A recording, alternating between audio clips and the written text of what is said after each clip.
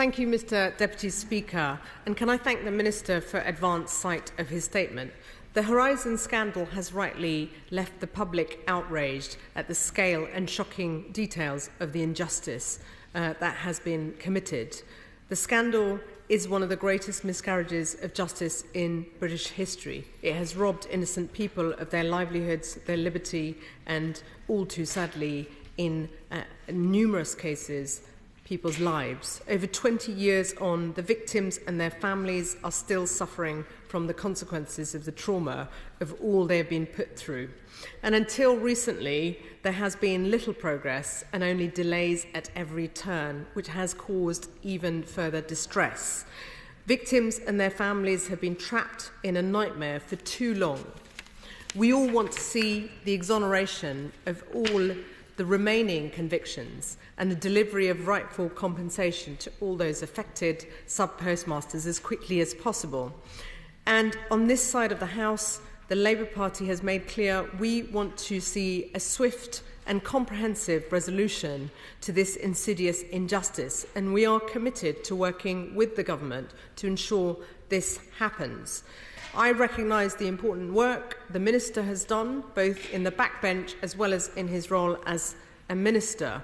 The unprecedented scale of the legal work being carried out is only going to be possible with cross-party working and cross-party support. And I want to also take this opportunity to thank the Advisory Board for their tireless work in supporting the government in getting this right, and also to honourable members on both sides of the House, here as well as in the other House. And I welcome the Minister's commitment to progressing the legislation. Labour is committed to working with the government to deliver rightful exonerations.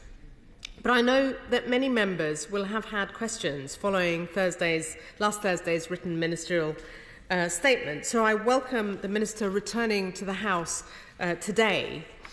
And I wanted to pose a series of questions to him. Firstly, can I press the Minister on what exactly we could expect in terms of the legislation being tabled, further details on that in light of what is said today? Could the Minister please further clarify why convictions prosecuted by the Department for Work and Pensions are excluded from this legislation, and what steps he will take to get the Department for Work and Pensions to deliver exonerations as soon as possible? The proposals the Minister is suggesting are setting a very difficult precedent, as he said, on the relationship between the legislature and the judiciary.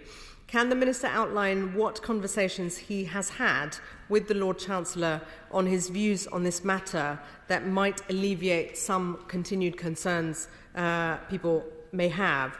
There are also, of course, as he's mentioned, issues around precedent that could be exploited in the future for less appropriate purposes. And while I appreciate the assurances he's provided about precedents, it would be helpful to understand and get clarifications on what specific safeguards will be put in place to avoid this not becoming a precedent. And the cross-party nature of working is, of course, critical to making sure that this happens. But does he, for instance, some are asking the question, does the Minister consider this particular example as one that could be relevant in future for other worthy causes? Can I also ask the Minister about the pre-Horizon scheme, capture? Can he confirm whether prosecutions were made using capture data and whether any sub-postmasters lost money due to capture failings? And if so, will he commit to these convictions being in the scope of this legislation and compensation schemes? Thank you. Minister.